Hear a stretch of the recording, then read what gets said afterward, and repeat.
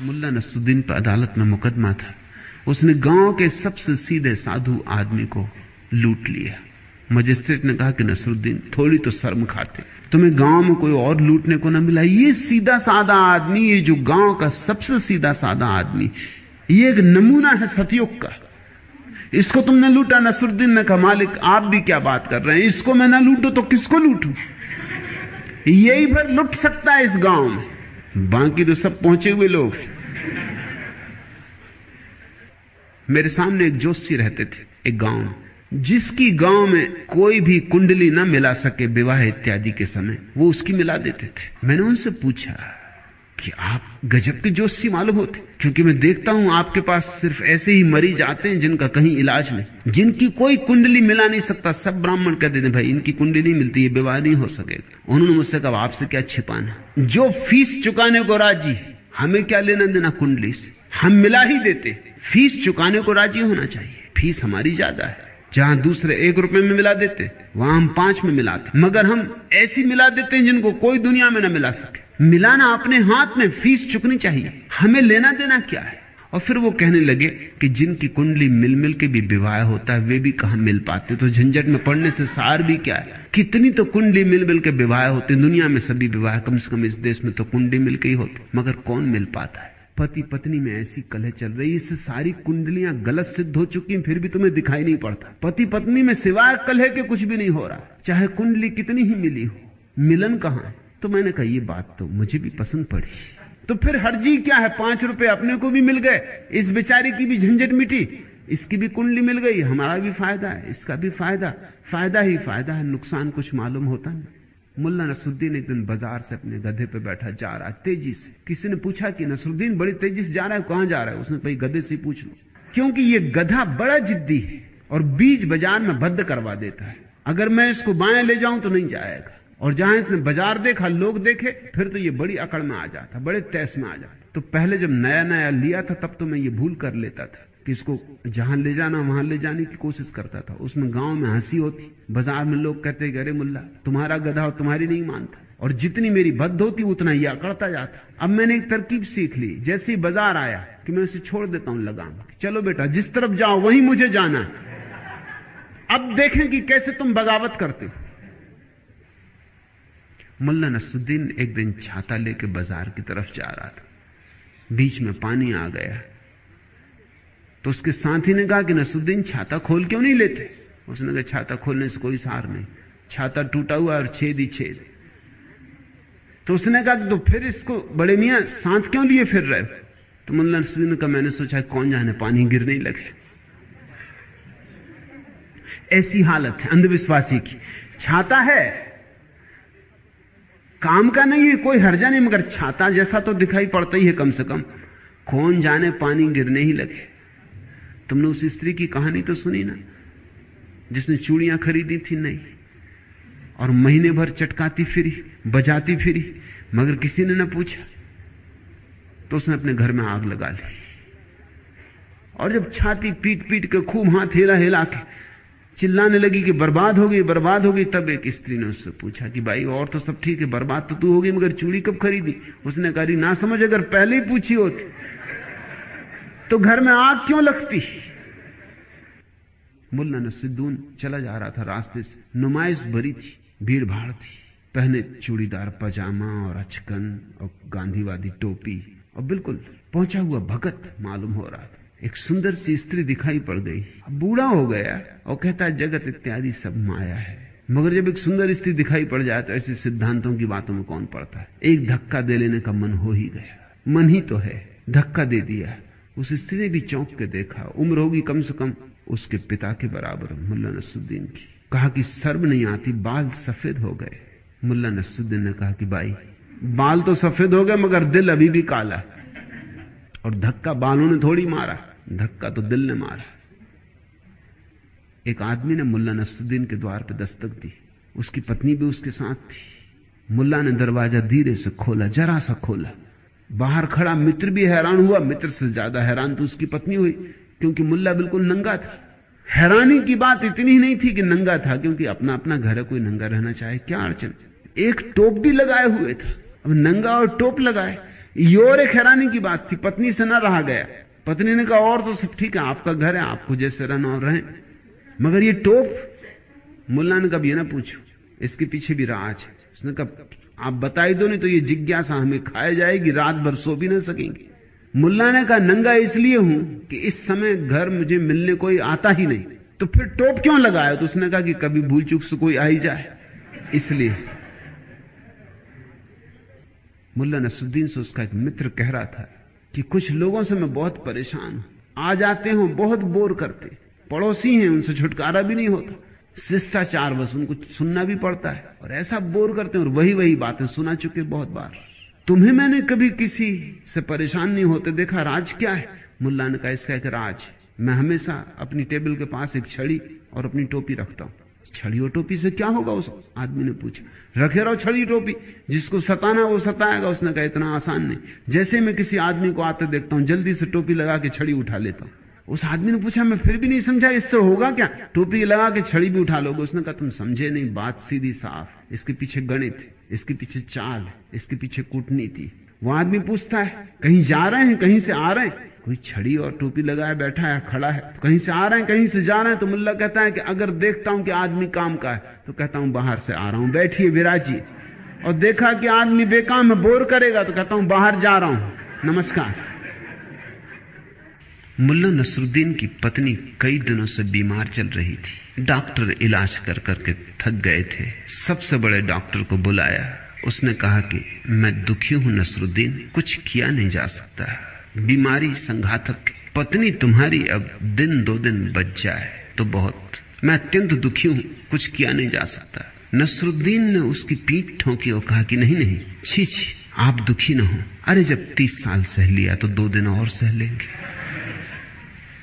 मुल्ला नसरुद्दीन अपने 5वीं मंजिल पर खड़ा था। वहां से पान की पिचकारी चला थी, थूक दिया। नीचे किसी भले आदमी के सिर पर उसकी पीक पड़ी। उस भले आदमी ने ऊपर देख के चिल्लाया कि मुल्ला आप नीचे देखकर नहीं थूकते? मुल्ला बोला आप ऊपर देखकर क्यों नहीं चलते?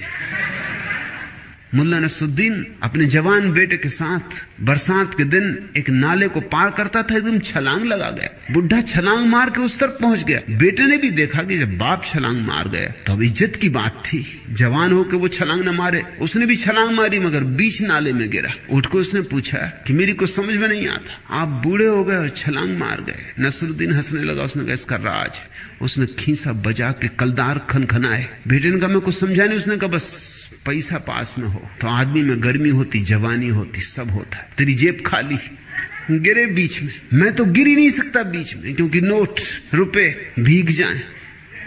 मुल्ला नसरुद्दीन एक दिन डॉक्टर के घर गए। डॉक्टर ने कहा कि देखो नसरुद्दीन, तुम्हें अपनी जीवनचर्या बदलनी होगी। भोजन में ये चीजें छोड़ दो, और शराब 1 बार से ज्यादा सप्ताह में नहीं पीना, और सिगरेट बस 2 सिगरेट रोज, इससे ज्यादा नहीं। नसरुद्दीन 3 सप्ताह के बाद आया। जैसा कि डॉक्टर ने कहा था आना, उसकी हालत और भी खराब थी। पहले तो खुद ही चलता हुआ आया था, उसके दोनों बेटे उसको हाथ का सहारा देकर लाए। डॉक्टर ने कहा तुम्हारी हालत तो नसरुद्दीन और भी खराब हो गई, मालूम होता तुमने मेरी सलाह नहीं मानी। उसने कहा तुम्हारी सलाह मानने का परिणाम, शराब तो ठीक किसी तरह मैं पी गया, मगर वो 2 सिगरेट ने रोज मेरी जान लिए ले रही। मैंने कभी जिंदगी में सिगरेट पी नहीं।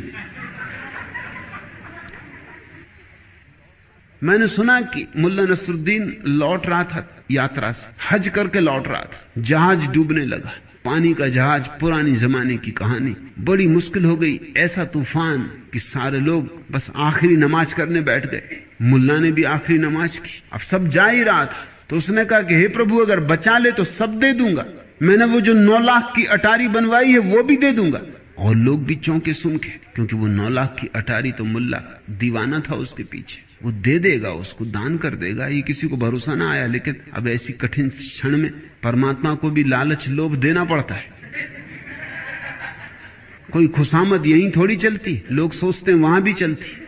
कोई रुस्वत यहीं थोड़ी चलती, लोग सोचते हैं वहां भी चलती। तो उसने सारा दांव लगा दिया। उसने कहा कि 9 लाख की अटारी देखते हो, जिंदगी लगा दी इसको बनाने में। दान कर दूंगा, गरीबों में बांट दूंगा। संयोग की बात, नाव बच गई। अब मुल्ला परेशान हुआ। लोग भी कहने लगे कि मुल्ला सबने सुन लिया है और हज करके आ रहे हो, कुछ ख्याल करना। अब मुल्ला बड़ी मुश्किल में। मन में तो होने लगा कि नाव डूब ही जाती तो अच्छा था। ये कहां की झंझट मोल ले ली। मगर कहा कि ठीक, एक दफा किनारे पे पहुंच जाए फिर देखेंगे। किनारे पे पहुंच के वो टाला टूल करने लगा कि अब करेंगे तब करेंगे। खोजबीन में रहा कि कोई तरकीब निकाल ले। आखिर सारे गांव ने इकट्ठे होकर कहा कि भाई ये बात जाती कि गांव को भी ईर्षा तो हो ही रही थी। वो 9 लाख की अटारी देख के सभी की छाती जली जा रही थी। ऐसा मौका कोई छोड़ना भी नहीं चाहता था कि अब इसकी ठीक से लानत मलामत करो, या तो दान करो इसको या स्वीकार करो कि तुम अपराधी हो, परमात्मा को कह के और मुकर रहे हो। मगर मुल्ला भी एक होशियार, उसने कहा कि दान करेंगे। कल सुबह अटारी नीलाम करते और जो पैसा आया गरीबों में बांट देंगे। दूसरे दिन अटारी नीलाम हुई। मगर एक बड़ी हैरानी हुई, सारे गांव के लोग इकट्ठे हो गए देखने इसको। दूर दूर से लोग खरीदने वाले आए। मुल्ला ने कहा कि ये रही अटारी, और अटारी के सामने बांध दी एक बिल्ली। लोगों ने पूछा बिल्ली किस लिए? उसने कहा दोनों साथ ही बिकेंगे। बिल्ली के दाम 9 लाख रुपया और अटारी का दाम 1 रुपया। लोगों ने कहा हद कर रहे हो, बिल्ली के दाम 9 लाख रुपया, 9 लाख की अटारी है, तुमसे भूल हो रही। उसने कहा भूल मुझे कुछ नहीं हो रही, जो मैं कर रहा हूं वो ये, दोनों साथ जिसको खरीदना हो खरीद ले। 9 लाख की बिल्ली है, 1 रुपए की अटारी। लोगों ने सोचा हमें क्या मतलब कि बिल्ली में दाम लगे कि अटारी में 9 लाख की अटारी मिलती है और 1 रुपए की बिल्ली चलेगी। लोगों ने तो ये सोचा कि हमें क्या लेना देना। खरीदारों ने खरीद ली। मगर गांव बड़ा हैरान था कि मामला क्या है। जब सब खरीद लिए 9 लाख तो मुल्ला ने अपनी जेब में रखे और 1 रुपया दान कर दिया। देखते हो चालबाजी, आदमी की बेईमानी है। परमात्मा को भी मौका आ जाए तो धोखा देने में वो छोड़ेगा नहीं। परमात्मा भी रह गया होगा सिर पीट के, उसने भी सोचा होगा वाह। मुल्ला नसरुद्दीन ने अपने मनोचिकित्सक को कहा कि मेरे बच्चे में कुछ गड़बड़, कुछ ठीक करना पड़ेगा, आप कुछ फिक्र करें। चिकित्सक ने पूछा क्या गड़बड़ है, क्या तकलीफ है? उसने कहा कि वो दिन भर अपनी गुड़िया को ही लिए रहता है। तो मनोवैज्ञानिक ने कहा बच्चा है, इसमें कुछ खराबी नहीं है, इसमें कोई रोग नहीं है, बड़ा हो जाएगा, सब ठीक हो जाएगा, खेलने दो। मुल्ला ने कहा वह तो ठीक है, लेकिन फिर मुझे गुड़िया लेने का मौका ही नहीं मिलता। मुल्ला नसरुद्दीन के घर एक मेहमान आने को थे, बड़े धनपति। मगर एक खतरा था, मुल्ला का छोटा बेटा। क्योंकि वो जो धनपति आ रहे थे उनकी नाक बहुत बड़ी थी, इतनी बड़ी कि नाक ही नाक दिखाई पड़ती थी। मुल्ला भी परेशान था, पत्नी भी परेशान थी कि बेटा कुछ ना कुछ कहना दे। कह रहे इतनी बड़ी नाक। और धनपति को ला रहे थे खुशामत के लिए, उससे कुछ काम था कि कहीं वो नाराज ना हो जाए। और सबको पता था कि जो भी उसकी नाक के संबंध में बात उठा देता उससे वो नाराज हो जाता, क्योंकि उसकी नाक बड़ी कुरूप थी, बड़ी बेढंगी थी। तो दोनों ने कई दिन तक, 3-4 दिन तक बेटे को तैयार किया कि देख ख्याल रख और सब करना, नाक की बात मत छेड़ना, नाक की तरफ देखनी मत, तू इधर उधर देखना मगर नाक मत देखना। बेटा भी हैरान था कि नाक में ऐसा क्या होगा। 3 दिन हो गए शिक्षण देते देते देते, फिर भी डरे थे, क्योंकि बच्चे कितना ही समझाओ, उनको पाखंडी बनाना बड़ा मुश्किल होता। दोनों संकित थे, कप रहे थे। आखिर धनपति आया, मुल्ला ने स्वागत किया, विराजो, पत्नी ने स्वागत किया, लेकिन दोनों डरे, बच्चे पर नजर रखे, वो नाक तो नहीं देख रहा और बच्चा एकदम नाक ही देख रहा है और कुछ देखते नहीं। अगर उससे न कहा होता तो शायद वो और कुछ भी देखता, शायद उसने एक आध दफा नाक देख ली होती, समझा होता कि ठीक है, हर तरह की चीज दुनिया में होती है, बच्चों को कोई अड़चन ऐसी खास आती नहीं। मगर वो एकदम एक टकटकी लगाए और कहीं देखे नहीं, आंख की पलक भी ना झपे। 3 दिन जिसको समझाया हो, घबराहट बढ़ती गई। मगर बेटा कुछ बोला नहीं, इतनी सांत्वना थी कि कुछ बोल नहीं रहा है, मगर घबराहट बढ़ती चली गई। पत्नी भोजन परोस रही है, मगर हाथ कप रहा है कि ये उसकी नाक की तरफ ही देख रहा है। उससे ये भी नहीं कह सकते कि नाक की तरफ मत देखो। सोच रही कि जरा जाने दो मेहमान को, इसकी कुटाई करनी पड़ेगी। 3 दिन समझाया मूड को, इसको कुछ और नहीं सूझ रहा है, पलक नहीं झप रहा है, धनी को असमंजस में डाल रहा है और मुल्ला भी कुड़बुड़ा रहा है दिल ही दिल में। मगर अब कर भी क्या सकते हो, बेटा सामने बैठा और नाक देखे चला जा रहा है। आखिर पत्नी ने किसी तरह सब निपटा जा रहा है, प्रसन्न थी, चाय की प्याली लाई, आखिर चाय की प्याली धनपति को दी। मन में तो उसके वही लगा है। फिर उसने कहा कि आपकी नाक में कितनी शक्कर डालूं? नाक ही नाक, नाक ही नाक। छिपाए छिपती नहीं बात।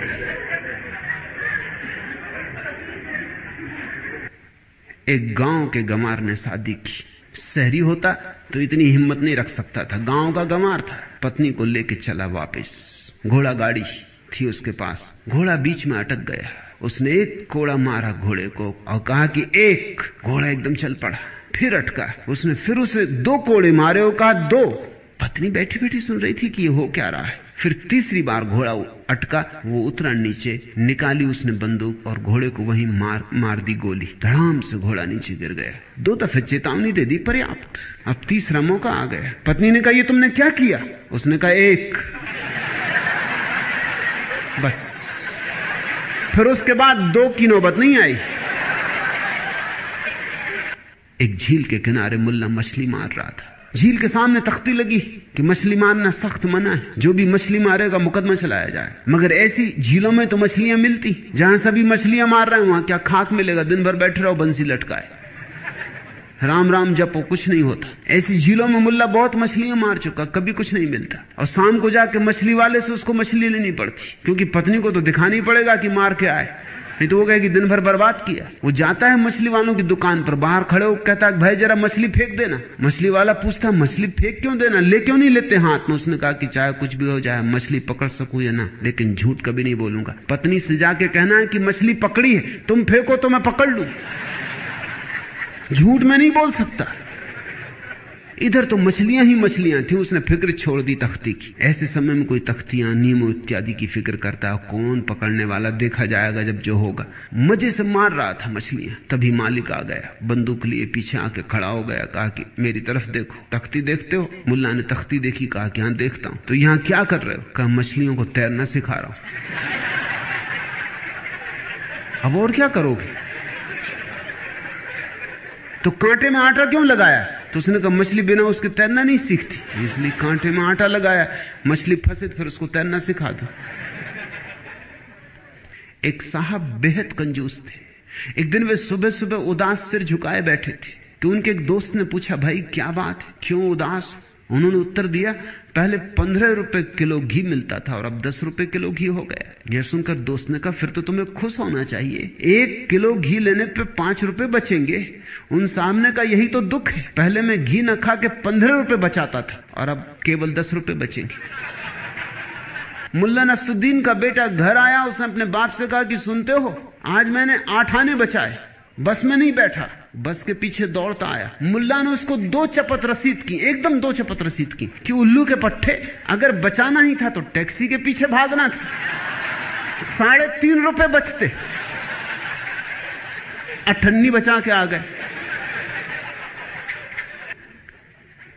एक साहब एक शानदार होटल में पहुंचे और उन्होंने उम्दा कीमती खाना खाया। जब बैरा बिल लाया तो उन्होंने पैसे देने से इनकार कर दिया। बैरा मैनेजर के पास पहुंचा, उसे सारी बातें बताई। मैनेजर ने आके उनकी अच्छी तरह मरम्मत की। मार खाकर वे कराहते हुए दरवाजे की तरफ बढ़ रहे थे कि अचानक बैरे ने झपट कर उनके मुंह पर 2 घूंसे रसीद किए। मैनेजर ने बैरे को डांटा, जब मैं मार चुका हूं तो तुम्हें मारने की क्या जरूरत पड़ी? बैरे ने कहा जी वो तो आपने अपना बिल वसूल किया, मुझे भी तो अपना टिप वसूल करने दीजिए। एक सर्द सुबह की बात, एक हाथी धूप ले रहा है, एक चूहा भी उसे देखने चला आया। उसने चारों तरफ उसके चक्कर लगाए, फिर उसने ऊपर सिर उठा के हाथी से कहा कि भाई तुम्हारी उम्र कितनी? हाथी ने कहा मेरी उम्र 2 साल। था तो 2 साल का ही बच्चा, लेकिन हाथी तो हाथी। चूहा कुछ सोच विचार में पड़ गया। हाथी ने पूछा कि और भाई तुम्हारी उम्र कितनी?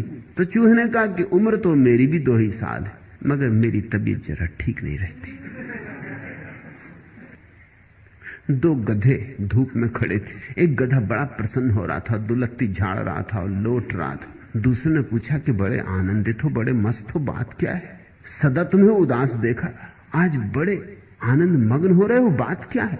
उसने कहा कि बस मजा ही मजा है, आ गई सौभाग्य की घड़ी जिसकी प्रतीक्षा थी। दूसरे गधे ने पूछा कि हुआ क्या, कुछ कहो भी, पहेली न उलझाओ और सीधी सीधी बात कहो। उसने कहा बात यह है कि मैं जिस धोबी का गधा हूं उसकी लड़की जवान हो गई। दूसरे गधे ने कहा लेकिन उसकी लड़की के जवान होने से तुम क्यों मस्त हो रहे हो? उसने कहा तू सुन तो पहले पूरी बात। जब भी लड़की कुछ भूल चूक करती तो धोबी गुस्से में आ जाता और कहता कि देख अगर तूने ठीक से काम न किया तो गधे से शादी कर दूंगा। अब बस 1-2 दिन की बात है, किसी भी दिन जिस दिन लड़की ने कोई बड़ी भूल की और धोबी गुस्से में आ गया, और तुम तो जानती हो मेरे मालिक को कि कैसा गुस्से में आता है, कि जब मुझ पे गुस्से में आ जाता तो ऐसे डंडे फटकारता है कि जिस दिन भी जोश में आ गया उस दिन ये शादी हुई ही हुई है, अब सौभाग्य का दिन आ गया। मगर तुम उदास ना हो, बारात में तुम्हें भी ले चलेंगे। मुल्ला नसरुद्दीन अपने गांव के महाकंजूस सेठ के पास मस्जिद के लिए कुछ दान मांगने गए।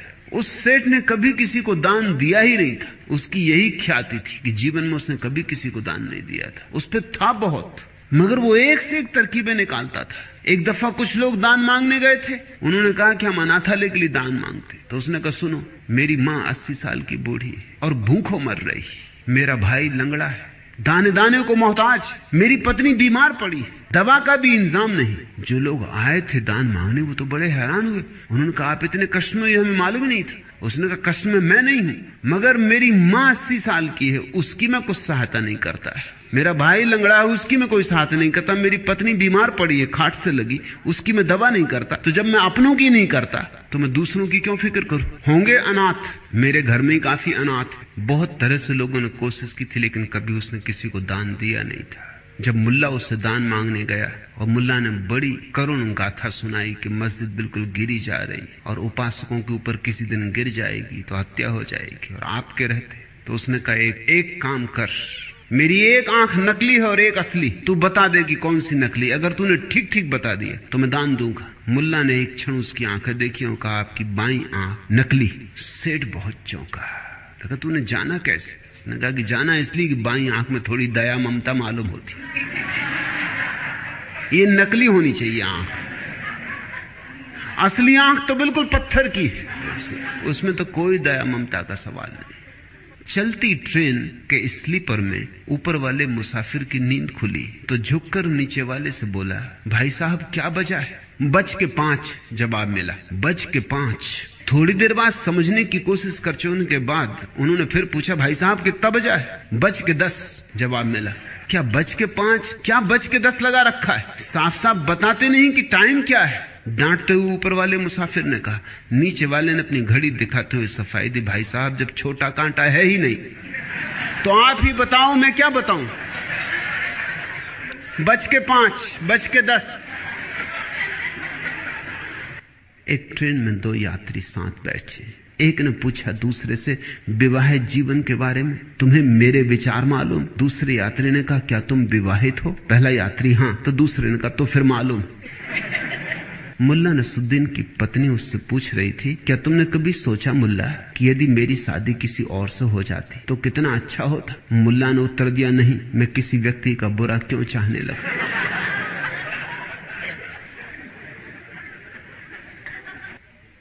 मुल्ला नसरुद्दीन के बेटे की शादी होने वाली थी।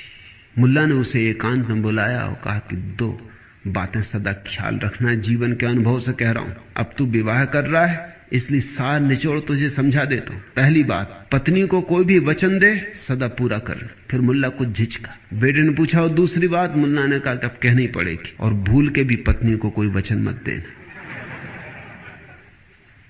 आज इतना है।